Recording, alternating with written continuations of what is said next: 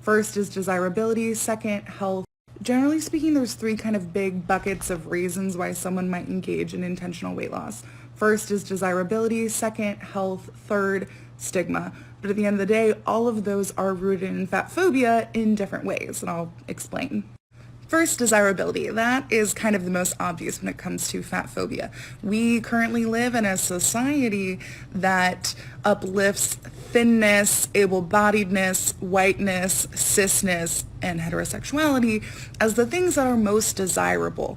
And so if you are wanting to lose weight in order to become more desirable, you are upholding a fatphobic beauty standard, as well as, white supremacy and all that jazz. So next is health. What we know is that weight is not a good indicator of someone's health, and also your health is not an indicator of your worth. You can have health and body related goals for yourself that are not about fat phobia and not about weight loss. So let me give you an example. You might decide that you have a goal of hiking a particular mountain in your area. Now, you would be engaging in different types of movement in order to achieve that goal. You may or may not lose weight in doing that. And in fact, there's lots of fat mountaineers and hikers. Third bucket reason is that you might be facing extreme fat phobia and anti-fat bias in your own life, and you have personally mentally hit a wall where you can't deal with it anymore, and so you decide to intentionally lose weight. That is actually the case with Roxane Gay, who is very tall. They are like 6 foot or 6'1", and prior to their weight loss surgery, they would have been categorized as a super fat. So being a super fat and being that tall comes with a particular type of physical accessibility challenge as well as anti-fatness, and so for that reason Roxane Gay elected to have weight loss surgery. But it's really important that if you still go through with intentional weight loss that you don't sacrifice fat liberation politics, because otherwise it's still just fat phobia, even if you're doing it for your mental health and accessibility. Yo-yo and hello, my name is Lydia, and on today's episode of my 25-pound yo-yo, we will be talking about why intentional weight loss is fat-phobic. Or is it? Now, I've wanted to make this video for quite a long time, but in order to keep the running time of this somewhat short, I'm only going to focus in on the points that were outlined in that opening TikTok, which were desirability, health, convenience, and activism. Now, I tried so hard to watch that TikTok with an open mind. I really, really did. But I still can't seem to wrap my head around how me doing something to my body affects someone else so negatively. I have a lot to say here. So why don't we watch this next clip, then come back and discuss. Why is intentional weight loss fatphobic? The current beauty standard is a small waist and a curvy bottom. But how many people actually look like that? Does that mean everyone else is not desirable? Everyone has certain things that they find physically attractive. Some people prefer thin, some people prefer fat, some people prefer short, and some people prefer tall. Demanding that people find fat bodies attractive and discouraging people from weight loss is the exact same thing as perpetuating that only skinny models are attractive and that everyone should diet and exercise to look like them. You've essentially created a new fat beauty standard and are getting mad at anyone that doesn't agree with it. What about asking yourself what you truly find attractive? We change our appearances all the time to feel more beautiful. We color our hair and wear makeup. Why can't we change our bodies too? Just because you don't want to change your body doesn't mean that I can't change mine. And there is nothing more to it than me wanting to be the best version of myself for, well, me. A phobia is an irrational fear. So if fat phobia includes health as a reason, then it's rational, right? If you have to lose weight because of your depleting health or want to proactively prevent bad health, you shouldn't need to justify it. Many fat activist arguments come back to either outright denial of science or at best saying that more research is needed. And even if the latter is true, are you supposed to just wait for new research? We get only so much time on this planet. Wouldn't you rather spend your time enjoying it and having as much time as possible?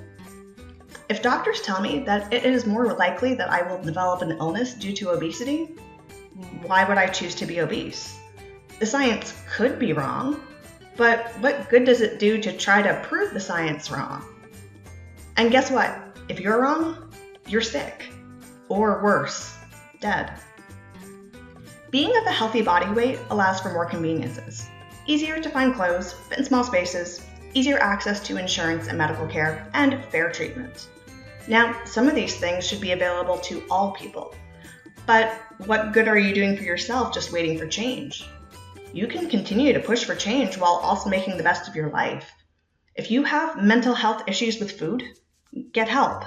If you don't, but just happen to regularly eat in a calorie surplus, you can try to lose a few pounds, sensibly and slowly. You might find that making changes in your life not only allow you to buy smaller clothes, but also make you feel better just living your life. Do you really need to commit to activism?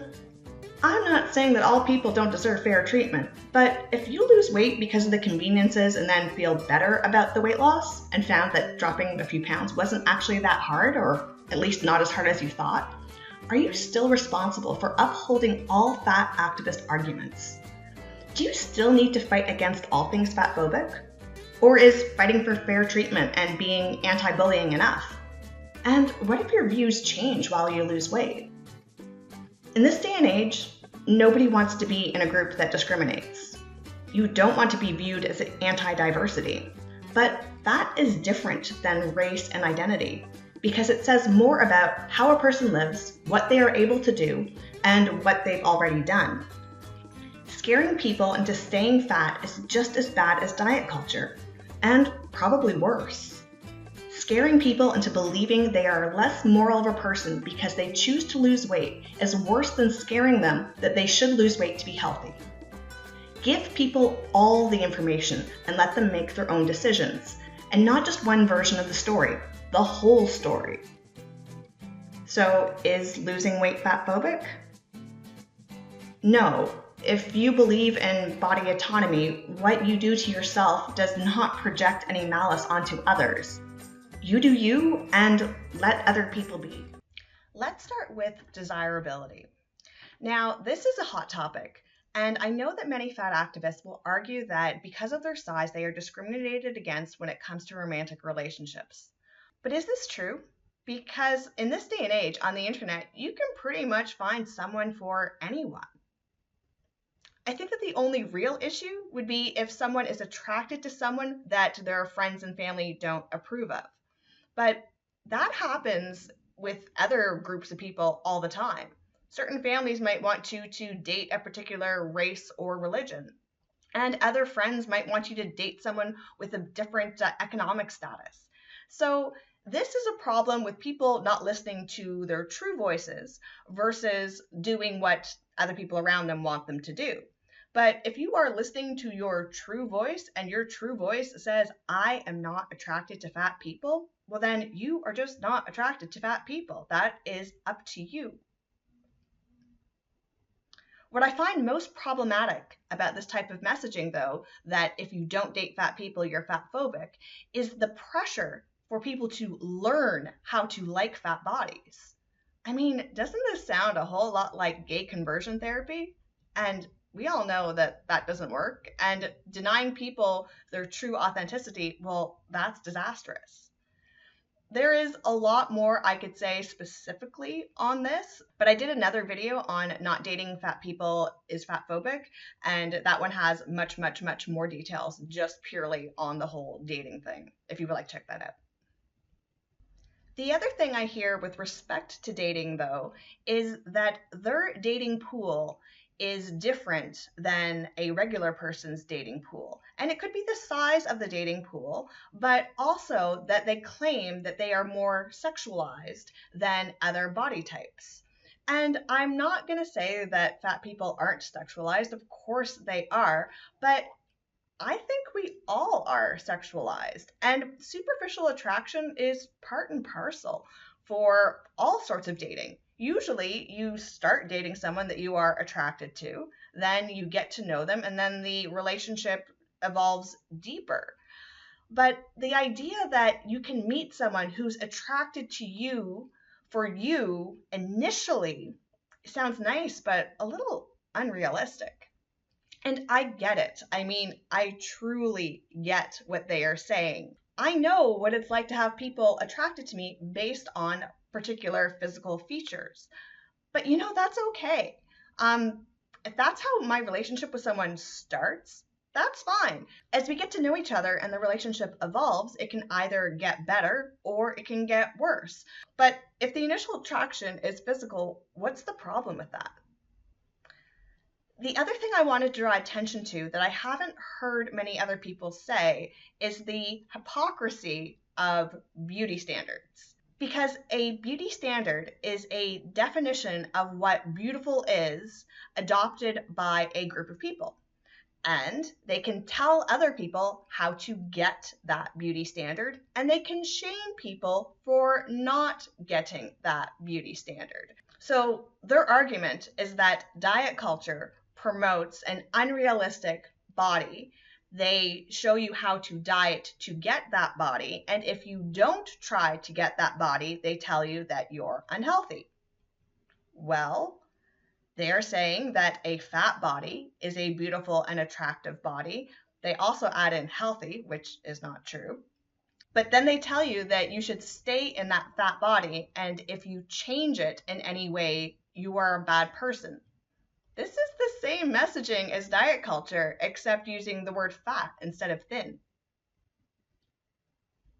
Let's move on to health.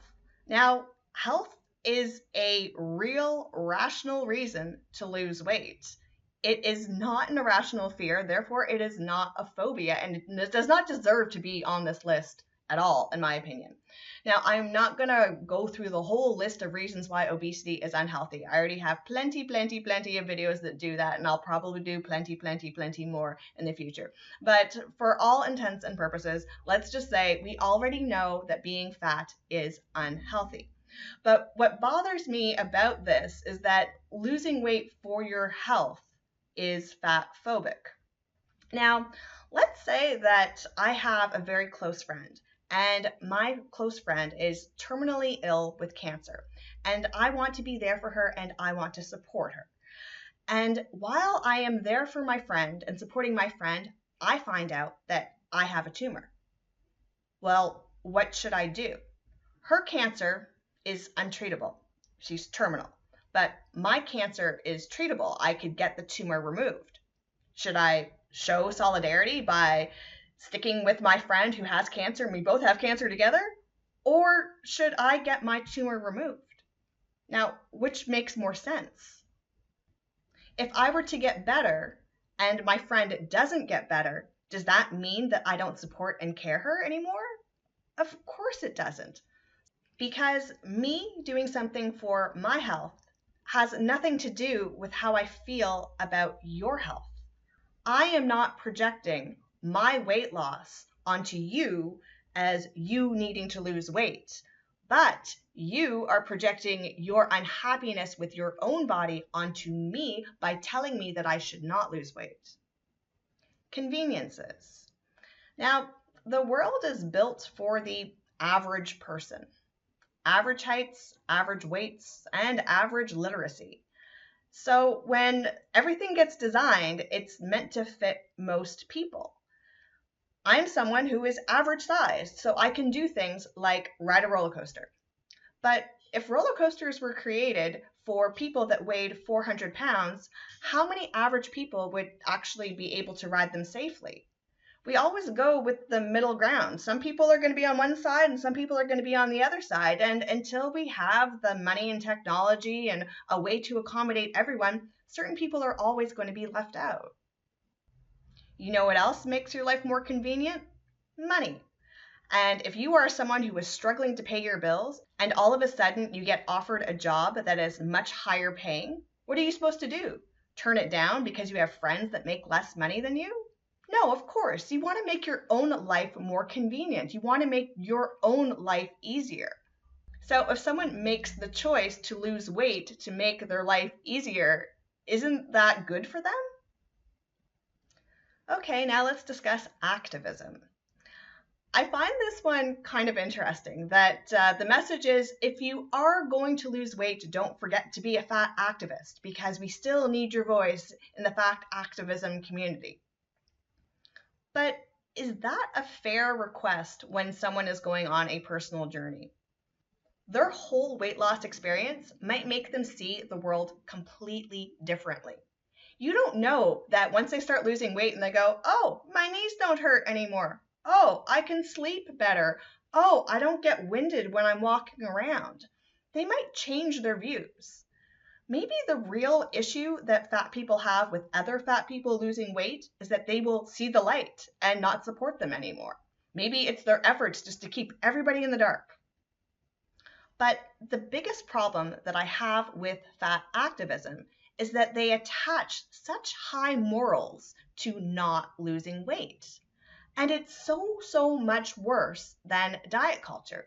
Because in diet culture, this is the healthy weight, and if you don't lose weight to be in that healthy weight, then you are unhealthy, which is true. It's not nice, but it's true.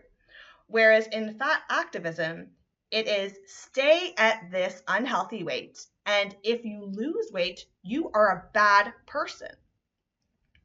Nobody wants to be labeled as anti-anything. So the pressure to be a good person is weighing on them so heavily, heavier than their actual weight, that it makes them unable to make that choice to do something better for themselves because they don't want to be a bad person. Nobody in diet culture is saying that you are bad or evil if you don't lose weight. They just say you are not healthy. And yes, I know that messaging in the past has been terrible. They called people lazy and ugly, and I know those voices still exist, but in 2022, it really isn't as bad as it used to be. It isn't the common messaging anymore. What I hear more and more now is it's just not healthy. Whereas the fat acceptance people say, if you don't live your life by our rules, you're a bigot. Lastly, I'd like to ask the question, why is it that fat activists need people to get their blessing or permission to do things to themselves so desperately? It sounds a whole lot like high school peer pressure to me.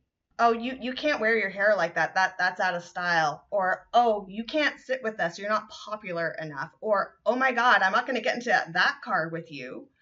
Does this not feel like a whole bunch of teenagers telling you what to do? But it's worse because they're adults and they should know better.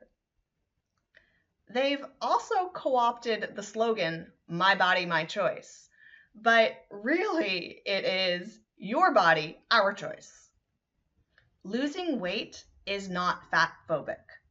Losing weight hurts fat people's feelings, but that is not your problem, and that is not my problem. But alas, this is my 25-pound yo-yo, and not weight loss makes fats feel bad. So until next time, yo-yo, and let's go.